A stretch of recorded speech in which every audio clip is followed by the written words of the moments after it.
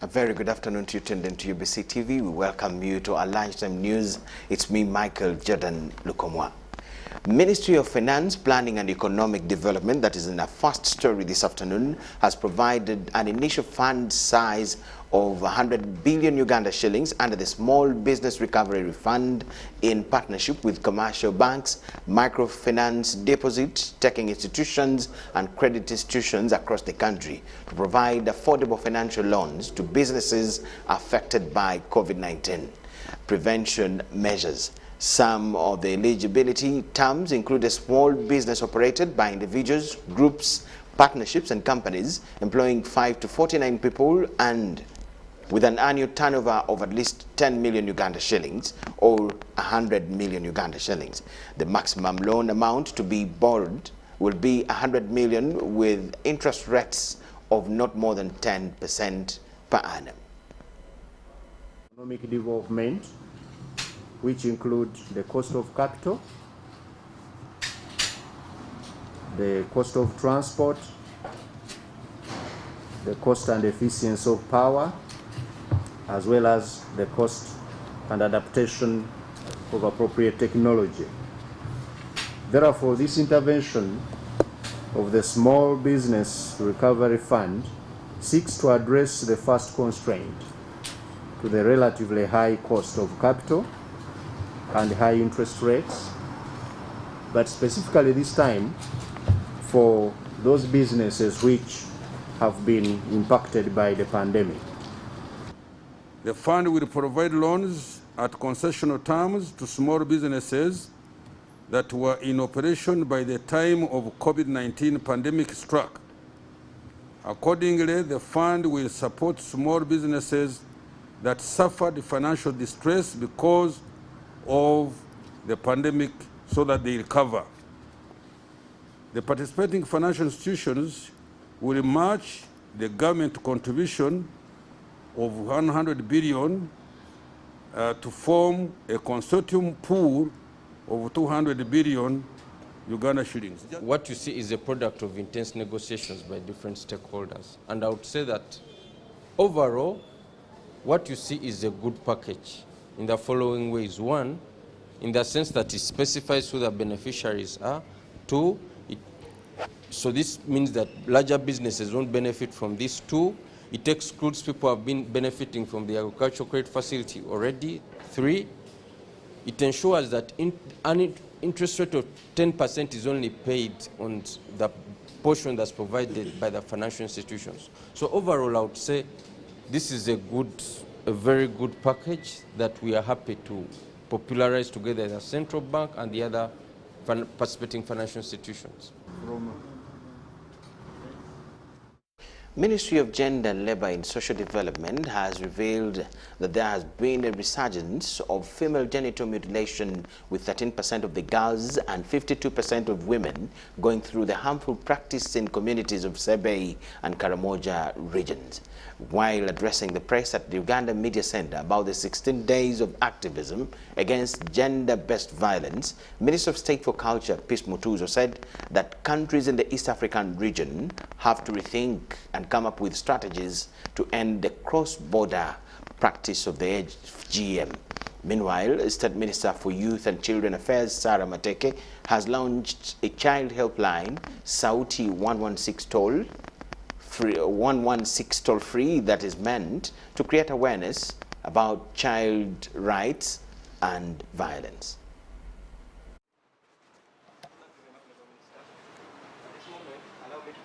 We have witnessed resurgence of female genital mutilation among practicing communities in Sebei and Karamoja region. The Uganda COVID-19 Rapid Gender Assessment conducted in 2020 indicates that 13% of girls and 52% of women aged between 15 and 49 have been subjected of late to female genital mutilation. Before the lockdown, you will note that female genital mutilation had gone as low as 0.3%. So the rise to 52% 25% that has happened in only the spell of 2 years is really something that has taken us back, and we have to rethink very fast on how to save those that have not undergone female genital mutilation. It received and handled 5,558 cases, and currently, up to September, from January to September, it has managed to record cases, 4,498 cases. During the periods of lockdown, calls regarding sexual violence increased to 43% from 38%. This makes sexual violence and neglect most reported cases. We also noted that females are the most abused, making up to 60% of all the cases. Pain is coming at critical time. It has been nearly 2 years since the start of the pandemic. In this time, we have witnessed an increase in violence against children.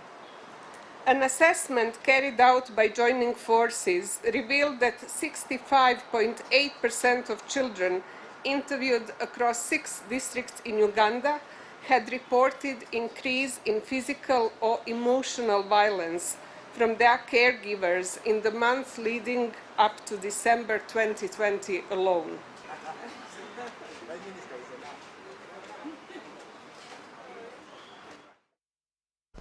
The Directorate of Public Prosecution has finalized investigations into the matter of murder charges that were leveled against MPs Mohammed Segirinya of Kawempe North and Alan Sewanyana of Machindi. This now means that the MP's case is ready for hearing, and Masaka Chief Magistrate Christine Dantege has referred the 2 legislators to the Supreme Court to answer charges of murder in Kampala when they appeared before her court this morning. The 2 legislators were charged with murder and terrorism on allegations that they were connected to a spate of killings in Greater Masaka region where many lives were taken by machete-wielding criminals.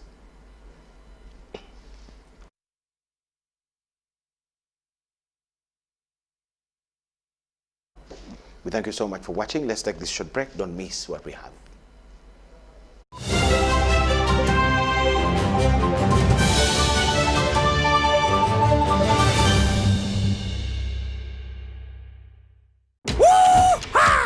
Guletede MTN Kabode esimu ya smart gyosobola okwefunira olwo n'ogisasula mpola nkugambye yeneerye yakabi ate nga tamanyi endala zonna mu katale ejjirako omuggo gwa yintaneti kati ky'oba okola gwenyiga *555*2 okebere oba osobola okwefunira MTN Kabode olumala okebera bw'oti dduka buddusi ku dduuka lya MTN lyonna eri kuli okumpi weefunire MTN Kabode olwo olyoka ogisasule mpola ng'osasula nnusu 15 zokka buli wiiki okumala emyezi 6 ng'okozesa MTN Momo weefunire Kabode kati dish. Everywhere you go, MTN. It's no secret that ICT makes learning easy. The strides made in our field could not be possible without it.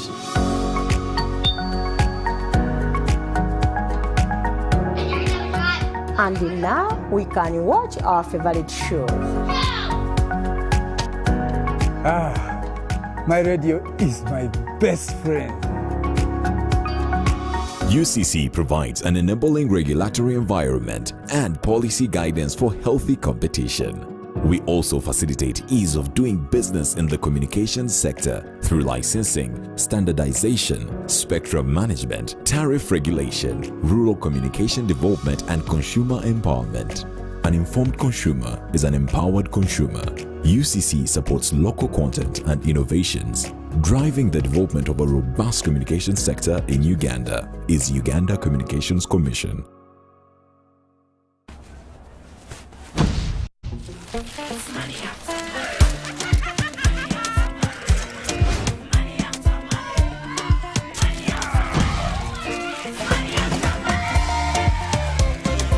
Transact and win money after money with Airtel Money. 1.5 billion shillings prizes up for grabs.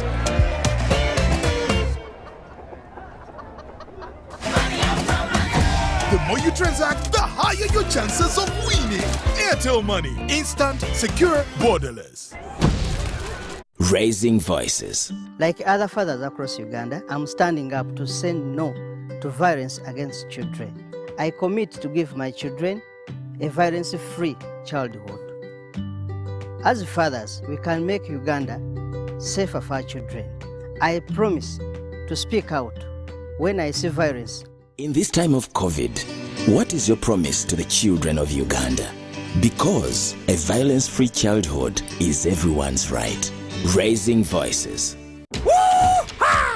Kuletedde MTN Kabode esimu ya smart gy'osobola okwefunira olwo n'ogisasula mpola nkugambye yene eri eya kabi ate nga tamanyi endala zonna mu katale ejjirako omuggo gwa yintaneti kati ky'oba okola gwenyiga *655*2# okebere oba osobola okwefunira MTN Kabode olumala okebera bw'oti dduka buddusi ku dduuka lya MTN lyonna eri kuli okumpi weefunire MTN Kabode olwo olyoka ogisasule mpola ng'osasula nnusu 15,000 zokka buli wiiki okumala emyezi 6 ng'okozesa MTN Momo weefunire Kabode kati dish.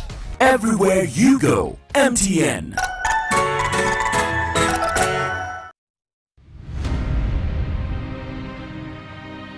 If you look at all sectors, energy has an influence.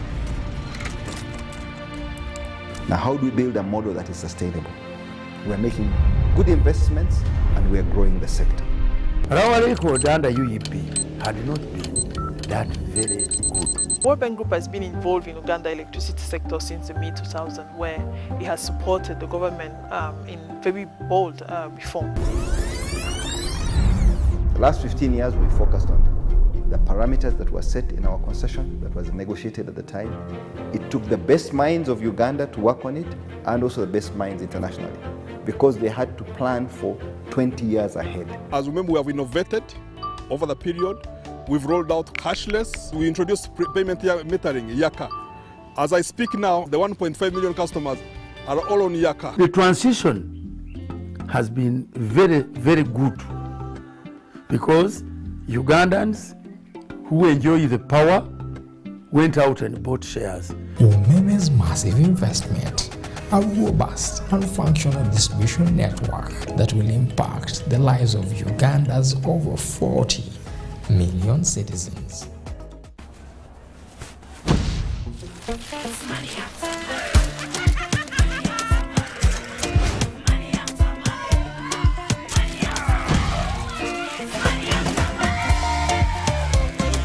Transact and win money after money with Airtel Money. 1.5 billion shillings in cash prizes up for grabs.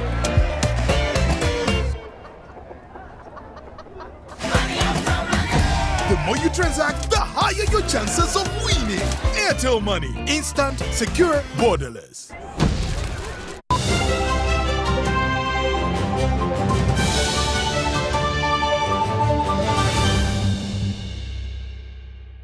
Thank you so much for watching and welcome to our lunchtime business news. Ugandans have been urged to associate with governmental authorities to have proper infrastructure planning standards for urban centers. The Director for Housing in the Ministry of Lands, Housing and Urban Development, Kayangayanga Davis, told a housing expo in Kampala that planning is the basis for any organized city. Standards need to collaborate with planning authorities so as to address planning challenges in urban developments. The Director of Housing in the Ministry of Lands, Housing and Urban Planning, Kayangayanga Davis, told a housing expo in Kampala that a planned city has room for expansion. In the ministry, we also have what we call prototype plans. These are architectural plans to help you build a decent home based on a well laid down plans, and these are within the ministry and they are free. So make use of this. You get these plans Then you go to your local government and approve your plan and construct. The whole country has been declared a planning area under the Fiscal Planning Act 2010 and the amendments therein in 2021. Of course, the hosts of the expo, as represented by the manager of Danube Furniture in Kampala, Becca Ainebiona, says traders have embraced the Buy Uganda, Build Uganda campaigns by government, but the Bobo policy has challenges ahead of it.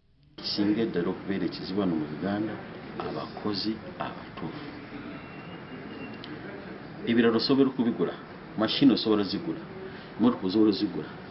Sobora kugura accessories zona ziwetaga naye skill, okuteka skill omuntu nagisigaza nagikuma najongera ko buli kaseera ekyo kyali kyakusosa mumozo wenyo kyamaani mu Uganda. So n'olwekyo bwe twagala ko okutandika okutumbula omutindo gwaffe ogw'ebintu by'ebimera bituwe ku international standards. Government enotwa yakaseera enokusupportinga tulabe nti abaana baffe tubabangula. Abaana baffe balina ebyokukozesa emiti wegiri emirungi ekisinga obulungi naye si muti gukati gwegumatalinga. Skill n'okusikiringa abantu baffe ne babeera nga ekintu kye bakola bakiteekako omwoyo ekivaayo bulungi nga bakyalina nga bwekiyongera. The East African Grain Council, EAGC, is undertaking a structuring trade exercise to eliminate aflatoxins to improve productivity and quality of grains in Uganda. Country Director EAGC Emmanuel Asimwe says that this will help address the issue of banning Uganda's products on regional markets and eliminate food poisons.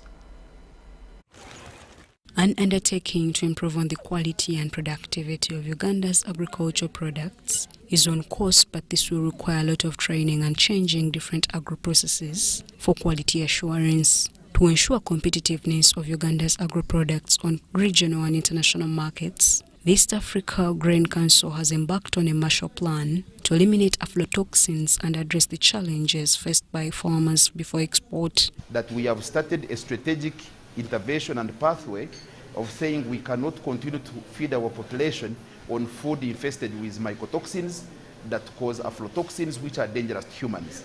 How do we structure trade? How do we support the traders? So we are working with our members to get these technologies adopted by farmers as well as aggregators of grain commodities. And in doing so, we hope to improve the quality of the grain that is being traded and to reduce post-harvest losses. Sanitary and psycho-sanitary challenges are to be addressed before the campaign is taken to schools for students not to consume food poison.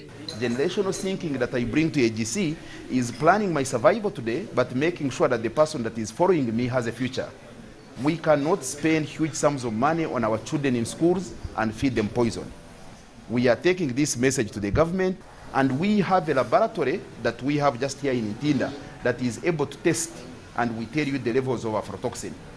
In attendance was General Felix Kulaiji of Operation Wealth Creation, who emphasized mindset change for Ugandans to appreciate such initiatives to develop the country. Nobody received these initiatives as if they are their own. Yes, government has thought for you. What do you think of it? What do you think of this program that they have brought? How is the best, what's the best way you can utilize this initiative to make your life better? The people participation. Rather than having from top to bottom, you want to start with the bottom. So the bottom receives what they understand, what they appreciate, and therefore utilize it to make their lives different.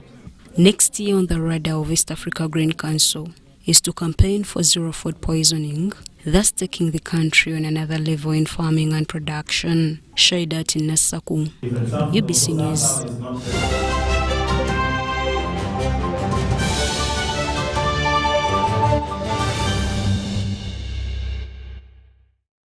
UBC Lunchtime News. Najemba Fauzia, that is now in the world of sports, Nakan Zero Daisy and Fazila Ikwaput have made the finalist for the Female Player of the Year of the Airtel FUFA Awards. A technical team comprising of coaches came up with the finalists after assessing performance of both the national team and clubs. The winner of both the male and female categories will each walk away with a car courtesy of Airtel Uganda. FUFA spokesman Ahmed Hussein confirmed the final 3 nominations. Personally have been very much excited and very much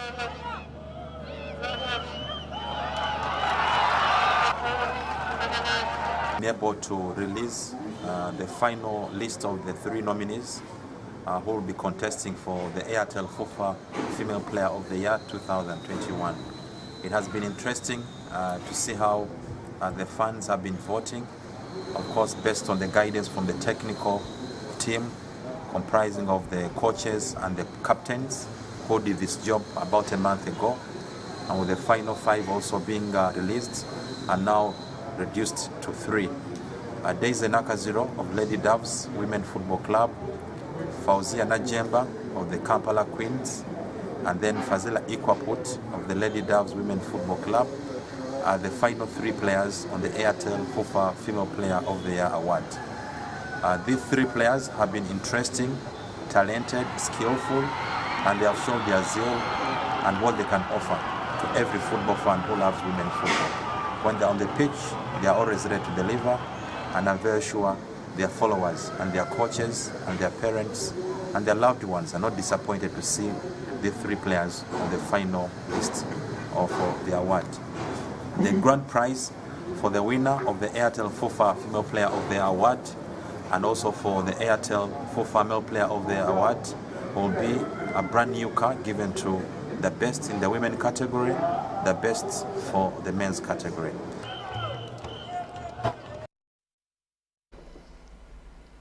And that way we come to the end of